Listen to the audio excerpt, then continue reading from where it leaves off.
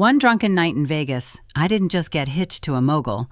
I accidentally signed away my financial freedom and became the target of a global asset stripping scheme. Now I'm fleeing a private jet with evidence that proves my new husband and my maid of honor conspired to deliver me straight into the crosshairs of a ruthless power broker. The bass from the club was still vibrating in my teeth, even though I was sitting in the back of a surprisingly fancy cab, staring out at the indifferent city lights. My head felt like someone had replaced my brain with a bag of angry bees.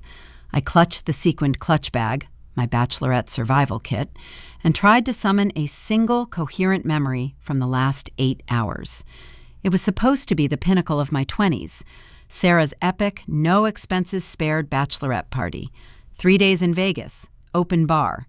My maid of honor, Chloe, had promised controlled chaos, but judging by the state of my slightly ripped dress and the strange heavy gold band currently digging into my ring finger, chaos had taken the wheel and driven us straight off a cliff. I fumbled for my phone. Dead, naturally. I nudged the driver. "Sir, could you please pull over at the next corner? I need air." He nodded curtly. As I stumbled out onto the sidewalk, the cool night air hit me like a slap, momentarily clearing the fog. I took a deep, shuddering breath. Okay, location. Somewhere expensive, judging by the valet stands lining the street. Time, definitely morning. The sky was starting to pale. My best friend, Sarah, was nowhere in sight. Nor was Chloe, the one person who knew my actual emergency contact list. I managed to flag down a street vendor selling questionable hot dogs, mostly just to borrow his phone charger. He blinked at my frantic state but obliged. As the phone sputtered back to life, 27 missed notifications flooded the screen. Most were from Sarah, hysterical emojis and increasingly frantic texts. "Where are you? The chapel. Call me now." Chapel? My stomach did a dizzying flip. Las Vegas. Bachelorette. Wild. It clicked into place with the sickening finality of a prison door slamming shut. We hadn't just gone to a show. We'd gone to one of those novelty drive-through chapels. Oh, God. I finally got Sarah on the line. Her voice was a high-pitched shriek of panic. "Jessica, where in the sweet name of Elvis are you? You missed the whole deposition. We've been searching everywhere. Did you even make it back to the hotel?" "Sarah, slow down. What deposition? And why are you whispering?" "Because I'm at the Aria concierge desk trying to discreetly find out if you accidentally married a magician. Jessica, do you remember anything after that third round of those green martinis?" I squeezed my eyes shut, desperately mining the haze. Flashing lights, bad karaoke, a man with very intense eyes and a surprisingly well-tailored suit who kept calling me darling. He had offered me a $50 chip to sing a duet. Then, nothing. Just a persistent ringing in my ears. "I remember a man," I admitted weakly. "He was tall, and he bought me champagne. Did we go to one of those places?" Sarah groaned so loudly the cab driver looked over his shoulder. "You didn't just go there, Jess. Chloe thought it would be hilarious to make sure you got hitched. She said you were totally down for the bit. We thought it was just for laughs, a drunken promise. But when we got back to the room this morning, you weren't there, and this was waiting for us." "What was waiting?" I asked, my voice barely a squeak. "A very official-looking document delivered by a very serious messenger boy. It was your marriage license, Jessica. You are legally married." The world tilted. I leaned against a brick wall, the rough texture doing nothing to ground me. No, that's impossible. We just did a fake ceremony last year for Sarah's cousin's proposal party. I wouldn't sign real papers. "Well, you signed these real papers, Jess, and the man you married, the groom, he left a note. A very polite, very firm note saying he expects you to honor the contract and join him for brunch at 10 a.m. at the Bellagio Conservatory. It's 9:15 now. You have 45 minutes to figure out how to unmarry yourself, or you have to show up." "Who is he? What's his name?" I demanded. "That's the problem, Jess. The signature is slick, looks professional, but it's just a first name, Marcus. And he didn't leave a phone number, just the brunch invitation. I looked at the gold band again. It wasn't costume jewelry. It felt heavy, real. A terrifying wave of cold dread washed over the remnants of the alcohol haze. This wasn't a joke that Chloe and Sarah could fix with a phone call to a chapel owner. This felt corporate. Sarah, I need you to go to the front desk immediately. Find out everything you can about the marriage certificate delivery. Who sent it? Was there a return address? I'm heading back to the hotel now. Just stall him. Tell Marcus I'm running late. Tell him I'm polishing my wedding tiara. Hanging up, I tossed the phone back to the vendor, shoved a crumpled 20 at him, and flagged the nearest empty taxi. As the cab sped toward the Strip, I frantically tried to recall the face of the man I had apparently bound my future to. Marcus, tall, dark eyes, and, critically, apparently someone who took drunken Vegas chapel vows with the same seriousness as a merger agreement. When I burst into the hotel suite, Sarah and Chloe were pale and huddled on the sofa, clutching matching designer robes. "He looked like he meant business, Jess," Chloe whispered, her usual bravado completely gone. The note, it was printed on thick, expensive paper. It didn't look like a joke. I ignored them and headed straight for the dresser where I dumped my clutch. I tore through it, searching for anything that might explain this catastrophe. Lipsticks, crumpled receipts, my ID, and then, tucked deep into a zippered pocket I never use, I found it. A crisp, white business card. It was minimalistic, embossed with a single silver crest that looked faintly European. The text was small, elegant, and chillingly formal. Marcus Thorne. Thorne & Associates, Asset Management and Acquisitions, Chicago, London, Singapore. Asset Management, Acquisitions. This wasn't some smooth-talking waiter. This was a power player, the kind of man who bought companies for breakfast. And I, apparently, was his new acquisition, signed away in a tequila-fueled haze. "Sarah," I said, holding up the card, my voice shaking despite my efforts to keep it steady. "This isn't just some guy. This is serious money. We need to cancel this brunch. We need a lawyer. Now." Sarah snatched the card, her eyes widening. "Thorne? Oh my God, Jessica, you married a mogul? Wait, look at the time. It's 9:55. You have 5 minutes to get to the Bellagio, or you're going to look like you're actively fleeing your lawfully wedded husband." Defeat washed over me. There was no time. A professional process server had delivered a document. Marcus Thorne would expect adherence to the schedule. If I didn't show up, I wouldn't just look bad. I'd look like I was trying to void a binding contract before the ink was dry. In the world of people who use embossed stationery, that was an invitation for a very unpleasant legal battle. "Fine," I ground out, grabbing my purse and jamming my feet into my highest heels. "I'm going, but I'm going in with a plan. I'll apologize profusely, blame the tequila, and ask for an annulment, quickly and quietly." The taxi ride to the Bellagio felt like a slow march toward the gallows. When I stepped out under the ornate glass ceiling of the conservatory, the sheer beauty of the floral arrangements mocked my internal state of complete panic. I spotted him instantly. He was standing near the center fountain, impeccably dressed in a charcoal suit that probably cost more than my car, looking exactly like the man who managed global assets. He turned as I approached, his intense, dark eyes sweeping over me, from my slightly smeared eyeliner to the desperate look on my face, without a hint of surprise. He offered a polite, almost chilly smile. "Jessica, punctual, a good quality in a partner." I stopped a respectful distance away. "Mr. Thorne, I am so incredibly sorry. Last night was a monumental lapse in judgment fueled by dehydration and extremely poor decision-making. I need to apologize and request an immediate annulment. I have no interest in being married." Marcus Thorne merely steepled his fingers, his gaze unnervingly steady. "An annulment, Jessica? That's a rather dramatic word choice for a woman who, less than 12 hours ago, promised to stand by me."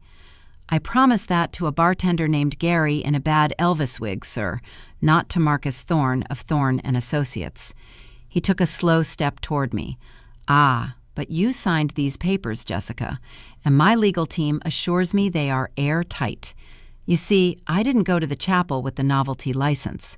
I took the liberty of using a prearranged officiant who operates under a private, reciprocal agreement with the state registry. Those signatures are legally binding in 3 jurisdictions. My breath hitched. What are you talking about? I only signed one thing. Marcus reached into his inner jacket pocket and pulled out a slim, folded document. He didn't hand it to me. He held it out for inspection. You signed 2 things, my dear. The first was the standard application, which you inked right next to my name. The second, however, was this, a prenuptial agreement stipulating that should either party enter the marriage under duress or intoxication, the other party has the sole right to pursue an immediate, binding merger of all existing assets, provided a standard, notarized declaration of intent is signed within 24 hours of the ceremony. You signed that declaration right after you passed out in the limo. My eyes scanned the document he held. Even from 2 feet away, I could see my own signature looping wildly across the bottom of a dense block of legal jargon. You tricked me, I whispered, the air suddenly thick and suffocating. Marcus Thorne's smile didn't reach his eyes. Tricked? No. I simply secured my future, Jessica. I needed a stable alliance, and your background checks showed excellent credit and no outstanding liabilities. And I like the way you sing karaoke. The paperwork is done. You are my wife. Now tell me, he continued, his voice dropping to a dangerously low register as he finally tucked the papers away, are you going to be a difficult wife, or are you going to play the part? Because if you choose the former, my lawyers are prepared to make sure your entire financial history is audited by the Service of Internal Security for potential irregularities related to the rather large bar tabs on your credit cards last night. They are very thorough, Jessica. Very thorough indeed. The threat wasn't veiled. It was dressed in Italian wool and delivered with the casual finality of a weather report. Audited by the Service of Internal Security. That was the fastest way I could imagine my life dissolving into a series of invasive questions about old student loans and forgotten freelance invoices. Marcus hadn't just married me. He'd bought an insurance policy against my non-compliance. My mind raced, desperately trying to find the thread of logic in this nightmare. My finances are clean, Mr. Thorne. What irregularities could they possibly find? Irregularities, Jessica, are often in the eye of the auditor, he purred, gesturing toward a plush velvet bench nestled among a thicket of exotic palms. Let's sit. You look like you might faint into the koi pond, and that would be messy. We need to discuss the terms of our cohabitation. I had no choice but to follow. Every instinct screamed at me to run, but the mention of official scrutiny, the implication that my stable, quiet life could be dismantled by a focused investigation, kept my feet glued to the marble floor. Sitting opposite this stranger, who now owned a significant portion of my future, felt like being interrogated in a very luxurious dungeon. There are no terms, I managed, my voice tight. There is a mistake, and we are correcting it today. I want an annulment, and I will sign a non-disclosure agreement regarding this entire weekend. I will never speak of Vegas or Marcus Thorne again. Marcus leaned forward, resting his elbows on his knees. He studied me with an unnerving intensity, as if dissecting my composure. Annulment is expensive, Jessica. It involves paperwork, disclosures, and the very real risk that the press, who are quite interested in my sudden nuptials, by the way, will dig into the circumstances that led to such a hasty union. Think of the scandal. I don't care about scandal. But I do, he countered smoothly. I am in the middle of a significant acquisition, a technology firm currently under review by several high-level government contractors. My reputation for stability and meticulousness is paramount right now. A sudden, messy divorce, fueled by tales of drunken vows, would be viewed as a liability. Therefore, an annulment is inefficient. He paused, letting the silence fill with the gentle sound of running water. A quiet, temporary marriage, however, is extremely advantageous. We maintain appearances for 6 months. We present ourselves as a united front. You accompany me to key social functions, charity galas, business dinners. In return, you receive an extremely generous settlement upon the agreed-upon dissolution of the marriage. I handle all existing debt, pay off your mortgage, and establish a trust fund that will ensure you never have to worry about balancing a budget again.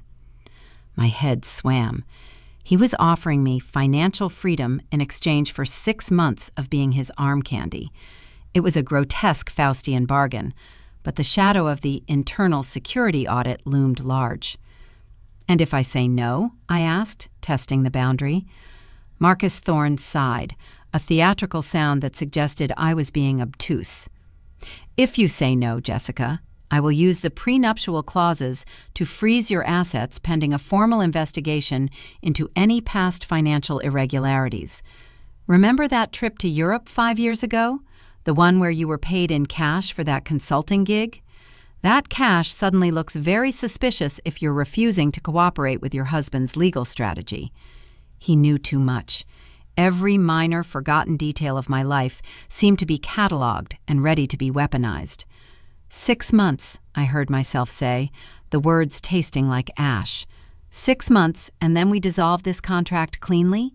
And you guarantee no one harasses me or my friends? Guaranteed. I will even ensure Chloe and Sarah are compensated generously for their role in the celebration. Think of this as a highly paid 6-month contract role. He rose, pulling me up with a gentle but firm grip on my wrist. "Welcome to the marriage, Mrs. Thorne. Our driver is waiting to take you to your new residence. You'll need to pack a suitcase. We leave for Chicago tomorrow evening." The new residence turned out to be a penthouse apartment overlooking the entire strip, impossibly vast and decorated in shades of charcoal and cream that perfectly matched Marcus's suit. It was opulent, sterile, and instantly felt like a beautiful cage. I spent the afternoon in a daze, unpacking essentials, while 2 very professional, silent assistants, who seemed to materialize out of thin air, organized my belongings. They were not asking permission, they were executing directives. As the sun began to set, casting long shadows across the polished onyx countertops, Marcus entered the massive living room. He was on a video call, speaking rapid-fire German to someone who looked equally severe. He finally ended the call, turning to me with a tired but focused expression. "I have a crisis meeting tonight. A major stakeholder is trying to back out of the tech acquisition. I need you to be presentable by 8 o'clock. Wear the emerald dress. It complements your coloring." "Wait," I interrupted, holding up my hands. "I am not going to a business meeting tonight. I've just been told I'm your wife, and I haven't even had time to breathe. Where are we even going?" "To the private airport hangar. We are flying to a remote location in the mountains to meet with Mr. Silas Crenshaw. He's unpredictable, Jessica. He values traditional displays of commitment. I need you on my arm, looking radiant and completely agreeable. Do not speak unless spoken to, and if you are spoken to, smile and nod." "You want me to pretend to be your devoted, silent trophy wife for a meeting with a hostile takeover target?" I was incredulous. "I want you to secure the $3 billion acquisition that relies on Crenshaw's final sign-off. Your presence, as my secure partner, provides the stability he needs to sign on the line. Think of it as a very high-stakes performance review." He checked his watch. 7 o'clock. Dress. Now. I retreated to the cavernous master suite, feeling the weight of those 6 months pressing down on me. I pulled out the emerald dress, expensive, cut daringly low, definitely not something I owned, which one of the assistants had thoughtfully laid out. As I slipped it on, catching my reflection, I realized this wasn't just about money anymore. This was about control, about being molded into someone else's perfect accessory. Just as I was clipping on the diamond earrings that had been mysteriously left on the nightstand, my phone, the one Marcus had replaced with a brand new model, buzzed with an unfamiliar notification. It wasn't a text. It was an alert from a financial monitoring app I used for my small savings account.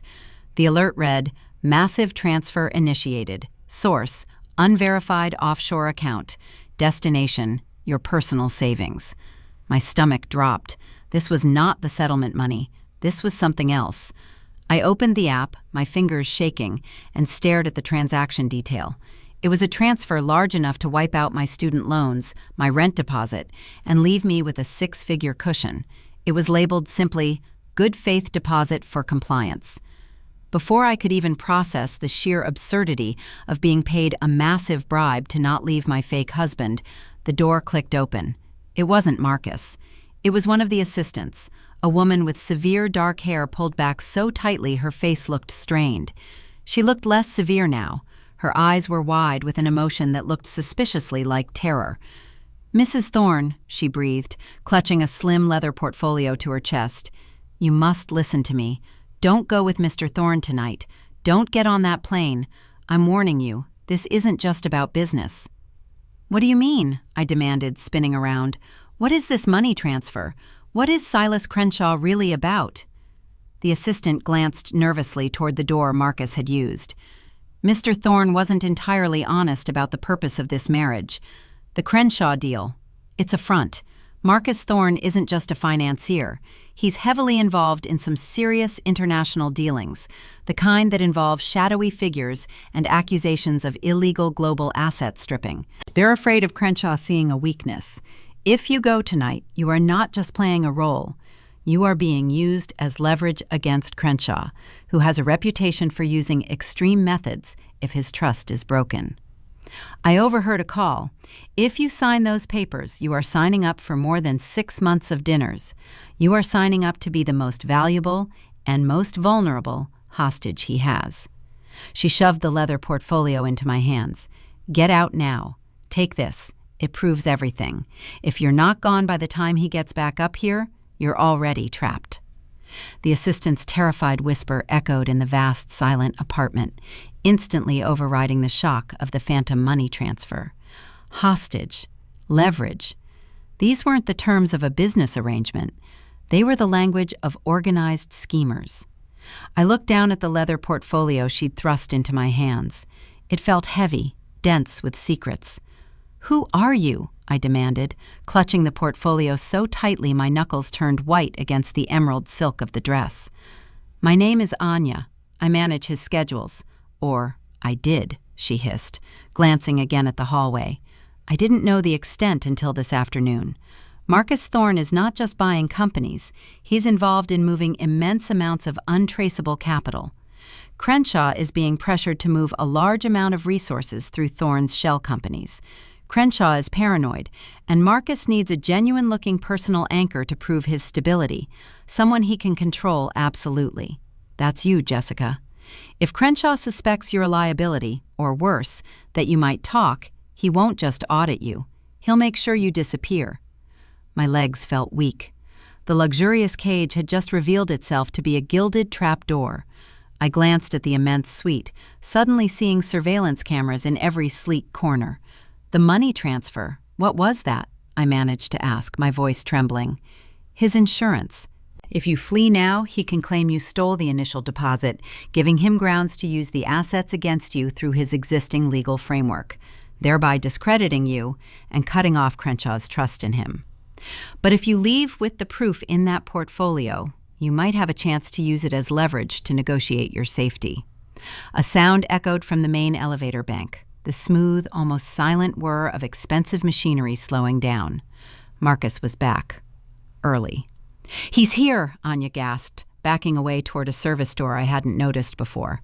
"I'm sorry, I can't go further. Use the service elevator in the back utility closet. It leads directly to the underground garage level, B3.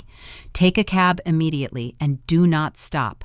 Do not call anyone until you are far away." She slipped through the utility door just as the main entry chime sounded, a soft, pleasant, yet utterly menacing tone. I spun around. The emerald dress, which moments ago felt like a costume, now felt like a neon sign advertising my presence. I stuffed the portfolio beneath the folds of the silk skirt, my heart hammering against my ribs, hard enough to bruise. "Jessica, are you ready?" Marcus's voice boomed from the main hall, closer now. He sounded patient, but the edge of impatience was razor sharp. I forced myself to take a steadying breath, remembering his instructions. Smile and nod. I plastered the most convincing, vapid expression I could muster onto my face and walked toward the entrance hall, trying to appear as if I were merely stretching before a long drive. Marcus stood there, looking magnificent and lethal. He didn't look pleased. He looked calculating. He paused, his gaze lingering on my expression. "You seem distracted, darling," he observed, taking in my slightly flushed cheeks. "Did you get cold feet about the Crenshaw meeting?" "No, of course not, Marcus," I replied, injecting just the right amount of breathy adoration into my tone. "I was just admiring the view. It's spectacular. I'm ready to go wherever you need me." I moved toward him, intending to place my hand lightly on his arm, a rehearsed gesture of wifely support. But as I neared him, I saw it. In his hand, where he usually kept his phone, he held a small, sleek electronic device, a signal jammer perhaps, or something far worse. And he wasn't looking at me. He was looking past me, toward the master suite door where Anya had just vanished. "Anya seems to have finished her duties quite abruptly," Marcus noted, his voice losing all trace of warmth. He didn't move to look behind him. He didn't need to. He knew exactly where she went. "Did she say goodbye?" My blood ran cold. He knew. He had to know. The slight delay, the quick glance Anya gave me, it must have tripped a silent alarm.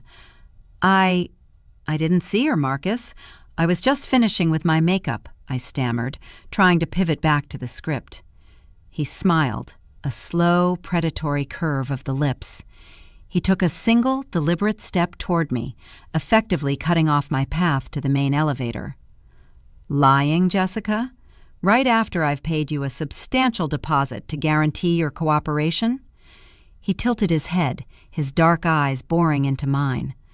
"I suspect you know more than you're letting on. Perhaps Anya offered you a better deal than I did. Perhaps she offered you freedom." He wasn't asking. He was stating a fact. And then his hand shot out, not toward the jammer, but toward my waist, gripping the heavy weight of the hidden portfolio through the thin silk. He didn't yank. He merely exerted pressure, testing its rigidity. "What is this?" he demanded, his voice suddenly losing its controlled veneer, raw and dangerous. "What did you take from my private office?" I panicked. My carefully constructed facade shattered. I shoved back against him with all my strength, desperate to create space. The portfolio ripped slightly under the tension, and a thin sheaf of papers slid out from the tear, fluttering unnoticed to the high pile carpet near the entrance. Marcus didn't let go. Instead, he tightened his grip, lifting me slightly off my feet as he spun, forcing me to face the main door. "You were supposed to be predictable, Jessica, but you chose chaos," he snarled. "Very well. If you want to play this game, we play it my way." He didn't waste time with the elevator. With surprising speed and brutal efficiency, he dragged me, still clutching the torn portfolio, out into the hallway. He didn't head for the lobby, but for a discreet, unmarked door next to the service entrance. He keyed in a code, and the door hissed open, revealing not a simple corridor, but a tight, dimly lit stairwell descending into darkness. "You can tell me everything you know about Crenshaw's intentions down there," Marcus said, shoving me roughly toward the steps. "Or you can try running again. But I assure you, Jessica, running from the Thorn organization is far more difficult than staying put. And I have something much more interesting than your petty savings account to worry about now." He gestured with his head toward the papers that had fallen onto the carpet near the doorway, the few sheets that had escaped the tearing. And there, printed clearly at the top of the exposed document, under a heading I certainly hadn't signed, were the words, "Operation Nightingale, Asset Isolation and Extraction Protocol." Operation Nightingale. The name sounded like a poorly funded spy movie, but the chilling context of Marcus's icy fury made it feel terrifyingly real. I stared down at the exposed edges of the document. Asset Isolation and Extraction Protocol. This wasn't about a corporate merger. It was about kidnapping, or something far worse involving Silas Crenshaw. Marcus didn't wait for me to process the label. He slammed the door to the stairwell shut behind us, plunging us into near-total darkness, save for the faint emergency lighting strip tracing the concrete steps down. He shoved me forward again, sending me stumbling down the first flight. "Move! We are not discussing Anya's amateur theatrics or your misplaced morals right now. We are on a clock." His voice echoed off the bare walls, stripped of its previous corporate polish, revealing the hard edge of a man accustomed to absolute obedience. I scrambled down the steps, the emerald dress snagging on the rough concrete.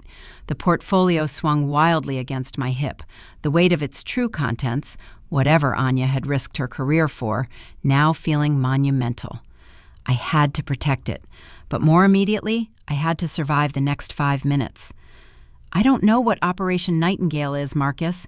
I just signed a fake marriage license," I yelled up at him, trying to keep pace. He caught up to me in a single stride, his hand slamming onto the railing beside my head, trapping me against the cold wall. "You signed a contract, Jessica, and you just violated the non-disclosure clause by accepting incriminating evidence from a known disloyal subordinate. You are actively placing yourself in the middle of a very sensitive negotiation. Crenshaw is not a man who tolerates loose ends." "Then let me go. Annul the marriage now and I walk away. I swear I won't say a word." "Too late for that.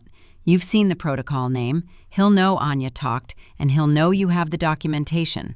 Crenshaw will assume you are working against us, and he will authorize immediate isolation." Marcus hissed the word out, emphasizing its sinister implication. "And believe me, Jessica, Crenshaw's isolation methods make my legal threats look like stern warnings from a librarian." We reached the bottom, emerging into a vast subterranean space that reeked of jet fuel and climate-controlled luxury. It was a private hangar, large enough to swallow half a city block. Parked dead center was a sleek, black private jet, its entry ramp already lowered. 2 large, silent men in dark suits, not the professional assistants, these men looked like bodyguards specializing in heavy lifting, stood flanking the ramp, their postures radiating coiled threat. "These are security details. They don't take instructions from me right now. They answer directly to Crenshaw's security chief, who is already on board for the flight. I told him we had a small hitch, but that you were secured. If you so much as flinch toward that exit door, they will neutralize the threat." Marcus pushed me firmly toward the ramp. "Get on the plane. You will hand me that portfolio once you are seated." The realization hit me with the force of a physical blow. I wasn't his wife. I was a liability, being forcibly relocated before the true players arrived. Marcus was caught between 2 powerful, dangerous factions. As I walked up the ramp, the 2 guards flanking the entrance didn't move, but their eyes tracked my every millimeter of movement. The interior of the jet was shockingly plush, almost like a moving boardroom. Marcus climbed in behind me, taking a seat near the front cabin, allowing me to sit alone by the window. "The portfolio, Jessica." He held out an open hand. I clutched it tighter, my palms sweating. The transfer of this leather case felt like signing my death warrant. If I gave it up, I was completely at his mercy. If I didn't, I was facing the physical consequences of the men waiting on the tarmac. "Tell me what Crenshaw wants," I whispered. "If I'm going to be part of this, I need to know what I'm being leveraged for." Marcus leaned back, his expression suddenly resigned, as if he'd decided to treat this whole disastrous situation as a business school case study. "Crenshaw needs a clean exit strategy for funds currently tied up in offshore accounts designated as high risk, which basically means anything that could lead to a severe investigation by any governmental watchdog, including that Service of Internal Security I mentioned earlier. He needs a completely innocent, newly married spouse who can sign fiduciary documents without raising suspicion." "And I'm the innocent spouse?" I scoffed. "You were the innocent spouse. Now you're the potential leak, which is why this portfolio is so important. If it contains evidence that I, Marcus Thorne, am using you as a political pawn in a financial laundering scheme, which is what Anya likely put in there, Crenshaw will discard both of us to protect his own operation." He was terrifyingly honest when cornered. I took a deep breath, my mind locking onto a single thought. Anya said the proof in the portfolio could be leverage for me. I won't hand it over until we're in the air and the landing gear is up, I declared, surprising myself with the sudden firmness in my voice. If we're going down, Marcus, we're going down together, and I need to see what I'm holding before I surrender it. That is my one condition for cooperation on this flight. Marcus stared at me for a long moment, the jet's interior lights reflecting sharply off his severe features. The silence stretched, punctuated only by the distant hum of pre-flight checks. Finally, he gave a slow, almost imperceptible nod. Fine, but make it quick. The tower will clear us for takeoff in 15 minutes. I quickly unzipped the portfolio. Inside, nestled under some generic signed NDAs, was a separate, heavily encrypted thumb drive and a single, folded, handwritten letter. The letter was dated 3 weeks prior, written on heavy, familiar stationery. It wasn't Marcus's. I unfolded it. The handwriting was looping and precise. It was Sarah's. My vision blurred as I read the first line, a cold dread far surpassing the fear of Marcus Thorne washing over me. Marcus, I cannot go through with this prearranged marriage deception, even for the payout. I know you need a stable spouse for the Crenshaw deal, but this is too much. I'm calling it off. I'm going to tell Jessica everything, tonight, before the Bachelorette party even begins. Underneath, there was a chilling postscript, scrawled in a different, blocky hand. Too late, Sarah. You've already drunk the cocktails. We've already pre-signed the paperwork for Jessica. You will maintain the illusion until the handoff. I looked up, clutching the letter, the emerald dress suddenly feeling like a shroud. Sarah hadn't been worried about me at the chapel. She had been executing a carefully laid plan, a trap set weeks in advance, and she had drugged me into compliance. Chloe hadn't organized chaos. She'd orchestrated my downfall. The whole Bachelorette party had been a setup to deliver me directly into Marcus Thorne's hands. Marcus, I whispered, holding out Sarah's letter, my voice wrecked. Your plan isn't the only one in motion here. Who is Sarah to you? Why did she set me up? Before Marcus could even register the letter, the main cabin door burst open, not with the 2 guards, but with Sarah, breathing heavily, her maid of honor dress stained with what looked like mud and fear. She wasn't smiling. She was holding a small, silver-plated handgun, aimed directly at Marcus Thorne's chest. Stand away from my sister, Marcus, Sarah commanded, her voice trembling but steady. This marriage is void. I didn't sell her out for money. I sold you out for Silas Crenshaw, and now I'm taking back what you stole. The silence in the private jet was absolute, broken only by the faint whine of the auxiliary power unit winding down for departure. Sarah, my dearest friend, the architect of my supposed celebration, stood trembling on the threshold, a cheap, silver-plated handgun leveling an impossible threat at Marcus Thorne. Marcus, however, didn't flinch. He slowly raised his hands, a gesture of cooperation that somehow radiated more danger than hostility. Sarah, he said, his voice dangerously calm, acknowledging her presence as if she were a minor technical glitch rather than an armed saboteur. You always were melodramatic. Did you really think I wouldn't have contingency plans for my own fiancé's maid of honor? Sarah's face crumpled slightly, but she tightened her grip on the weapon. I saw your real paperwork, Marcus. I saw the extraction protocol. You were going to feed me to Crenshaw if I didn't deliver Jessica completely compliant. You think I'd let you hurt her? Hurt her? Marcus let out a short, barking laugh devoid of humor. I was going to protect her. Crenshaw is ruthless. He was going to find out about your prior dealings, the ones funding your entire Bachelorette planner side business, and he would have neutralized you both. I was cleaning up your mess, Sarah, by making Jessica my secure asset. A temporary alliance buys everyone time. I stared from Sarah to Marcus, the pieces clicking into a horrifying mosaic. The setup wasn't just Marcus trapping me. It was Sarah betraying me to save her own skin from a separate, deeper entanglement with Marcus and Crenshaw. The money transfer, Anya's good faith deposit, was likely Marcus's preemptive payment to silence Sarah after her initial reluctance. I moved before either of them could react, my mind sharp despite the adrenaline overload. I stepped between them, placing myself directly in front of Marcus, presenting my back to Sarah's shaky aim. "Stop, both of you." My voice echoed with an authority I didn't know I possessed. I pulled the crumpled letter from my cleavage, waving Sarah's own handwriting in the air. "If you're both fighting over who controls the leverage, you both lose. Marcus, if this plane takes off, Crenshaw thinks I'm a compromised asset. Sarah, if you shoot him, you're guaranteeing the authorities, the ones you were trying to avoid, will immediately investigate this private airstrip and find your little gun." I turned my head slightly toward Sarah. "You set me up to save yourself from Crenshaw, but by handing me over to Marcus, you just made yourself an accessory to a financial scheme far bigger than whatever you were hiding. This letter proves you knew about the papers weeks ago. You lied to my face." Tears streamed down Sarah's face, mixing with the grime on her cheeks. The gun wavered. "I was scared, Jess. He blackmailed me. He knew about the loans I took out last year to fund the planning firm." "And he knew about your student debt, Marcus," I countered, turning back to him. "So we are all compromised.